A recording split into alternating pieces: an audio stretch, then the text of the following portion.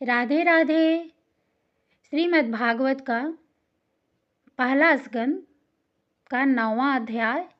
युधिष्ठिर राज का भीष्म जी के पास जाना और भगवान श्री कृष्ण की स्तुति करते हुए भीष्म जी का प्राण त्याग करना। सूत जी कहते हैं, इस प्रकार राजा युधिष्ठिर प्रजाद्रोह से भयभीत हो गए।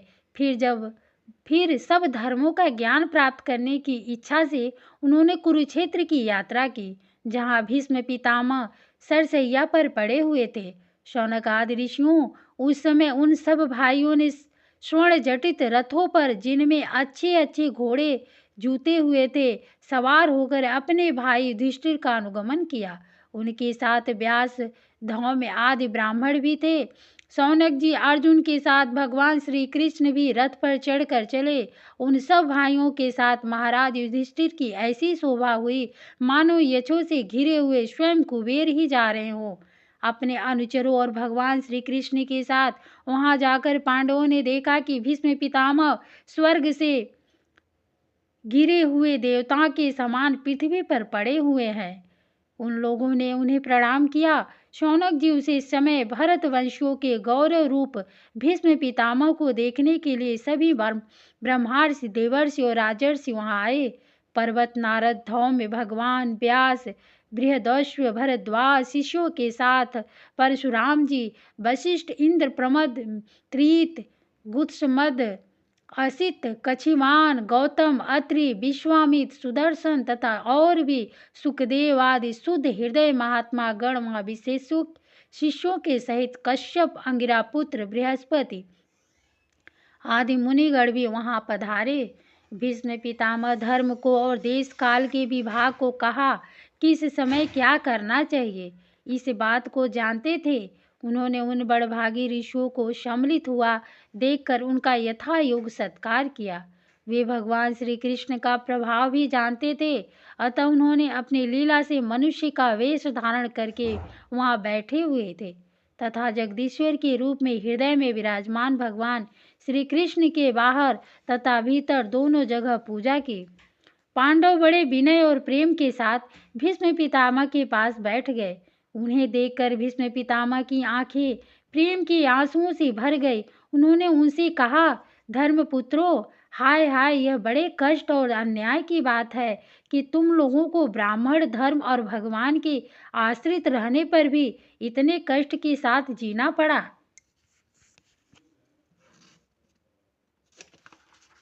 जिनके तुम कदापि योग्य नहीं थे। अतिरथी पांडु की मृत्यु के समय तुम्हारी अवस्था बहुत छोटी थी। उन दिनों तुम लोगों के लिए कुंती रानी को और साथ साथ तुम्हें भी बार बार बहुत से कष्ट झेलने पड़े।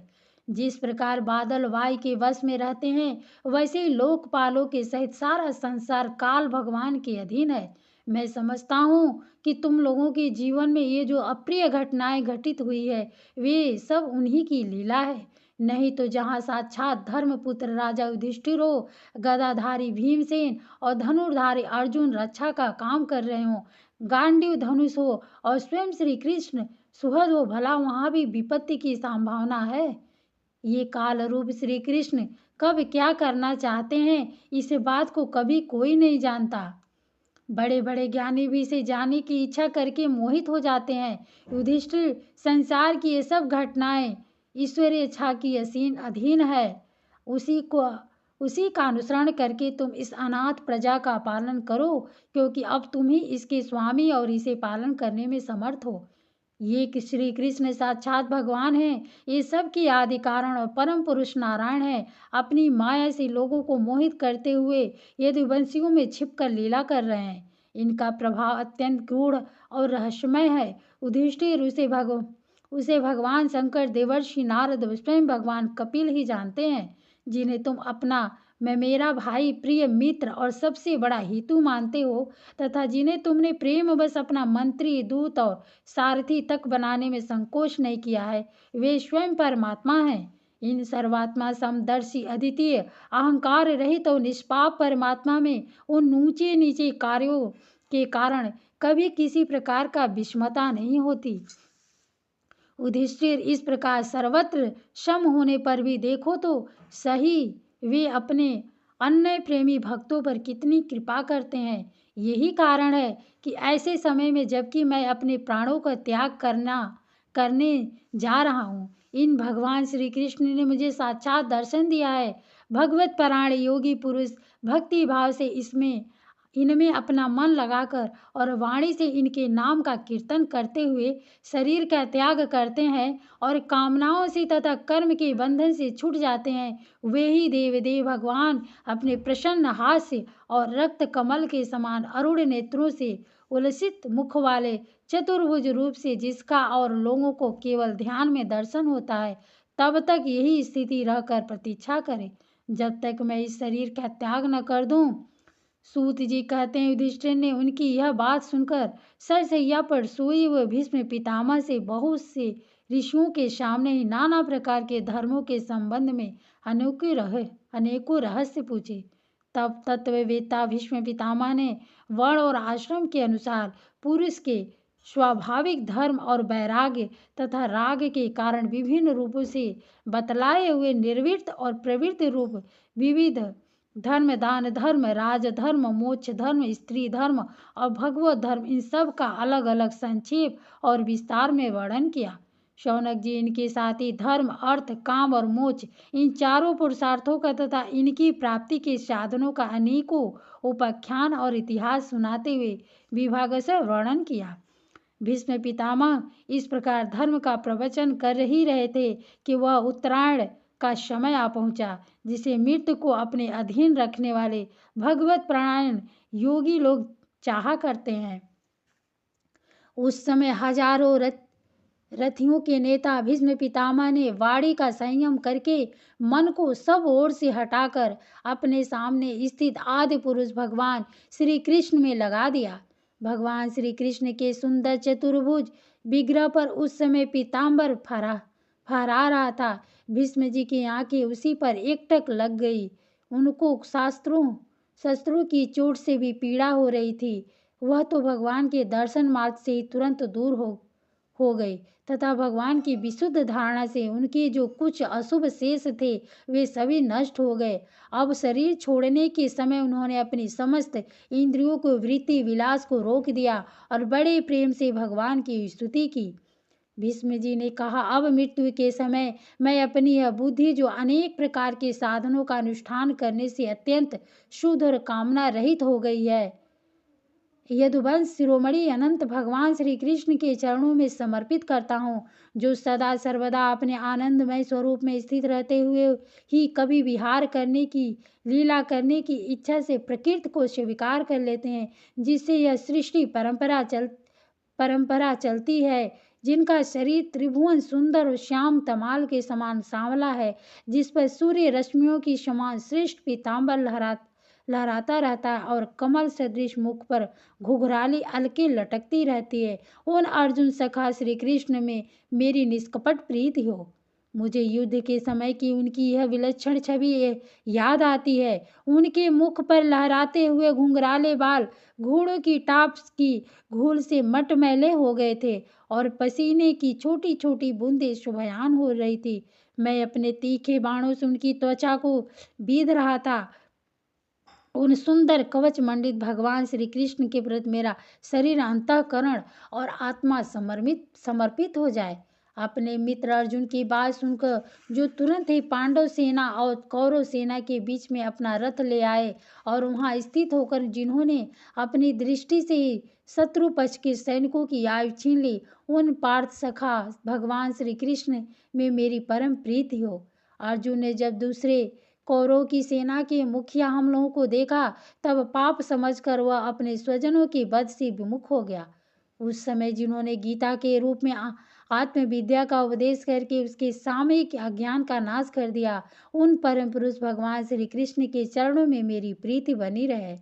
मैंने प्रतिज्ञा कर ली थी कि मैं श्री कृष्ण को शस्त्र ग्रहण कराकर छोड़ूंगा। उसे सत्य व ऊंची करने के लिए उन्होंने अपनी शस्त्र ग्रहण करने की प्रतिज्ञा तोड़ दी। उस समय वो रथ से नीचे कूद पड़े और सिंह जैसे हाथी को मारने के लिए उस पर टूट पड़ता है, वैसे ही रथ का पहिया लेकर मुझ पर झपट पड़े।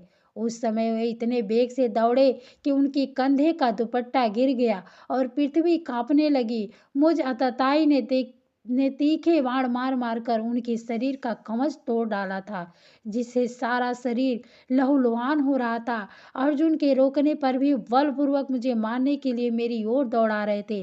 वही भगवान श्री कृष्ण जो ऐसा करते हुए भी मेरी प्रति अनुग्रह और भक्त वत्सलता से परिपूर्ण थे। मेरी एक मात्र गति हो, आश्रय हो, अर्जुन के रथ की रक्षा में सावधान। जिन श्री कृष्ण ने बाएं हाथ में घोड़े की रास थी और दाहिने हाथ में चाबुक, इन दोनों की शोभा से उस समय जिनकी अपूर्व छवि बन गई थी, तथा महाभारती युद्ध में मरने वाले वीर जिनकी इस छवि का दर्शन करते रहने के कारण सारूप्य मोक्ष को प्राप्त हो गए, उन्हें पार्थसारथि भगवान श्री कृष्ण में मुझ मरणासन की परम गति हो जिनकी लटकीली सुंदर चाल, हाव भावित चेष्टाएं, मधुर मुस्कान और प्रेम भरी चितवन से अत्यंत सम्मानित गोपियां रास लीला में उनके अंतर्ध्यान हो जाने पर प्रेमोन्माद से मतवाली होकर जिनकी लीलाओं का अनुकरण करके तन्मय हो गई थी, वही भगवान श्री कृष्ण मेरा परम प्रेम हो।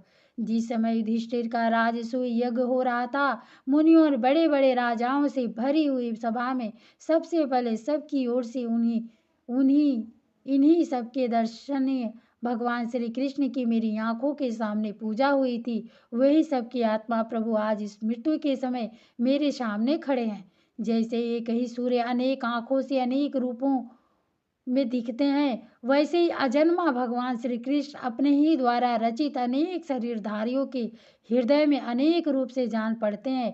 वास्तव में तो ये एक और सबके हृदय में विराजमान है ही। उन्हीं इन भगवान श्री कृष्ण को मैं भेद भ्रम से रहित होकर प्राप्त हो गया हूँ। सूत जी कहते हैं, इस प्रकार भीष्म पितामह ने मन, वाणी और दृष्टि की वृत्तियों से आत्मस्वरूप भगवान श्री कृष्ण में अपने आप को लीन कर दिया। उनके प्राण वही विलीन हो गए और वे शांत हो गए। उन्हें अनंत ब्रह्म लीन जानकर सब लोग वैसे ही चुप हो गए, जैसे दिन के बीत जाने पर पक्षियों का कलरव शांत हो जाता है। उस समय देवता और मनुष्य नगारे बजाने लगे। साधु स्वभाव के राजा उनकी प्रशंसा करने लगे और आकाश से पुष्पों की वर्षा होने लगी। शौनक जी युधिष्ठिर ने उनके मृत शरीर की अंत्येष्टि क्रिया कराई और कुछ समय के लिए वे शोकमग्न हो गए। उस समय मुनियों ने बड़े आनंद से भगवान श्री कृष्ण की उनकी रहस्यमय नाम ले लेकर स्तुति की। इसके पश्चात अपने हृदय को श्री कृष्णमय बनाकर वे अपने अपने आश्रमों को लौट गए। तदंतर भगवान श्री कृष्ण के साथ युधिष्ठिर हस्तिनापुर चले आए और उन्होंने वहां अपने चाचा धृतराष्ट्र और तपस्विनी गंधाधारी को ढाढ़स बंधाया। फिर धृतराष्ट्र की आज्ञा और भगवान श्री कृष्ण की अनुमति से समर्थ राजा युधिष्ठिर अपने वंश परंपरागत साम्राज्य का धर्म पूर्वक शासन करने लगे। राधे राधे। अगला पाठ अगले अध्याय में। धन्यवाद।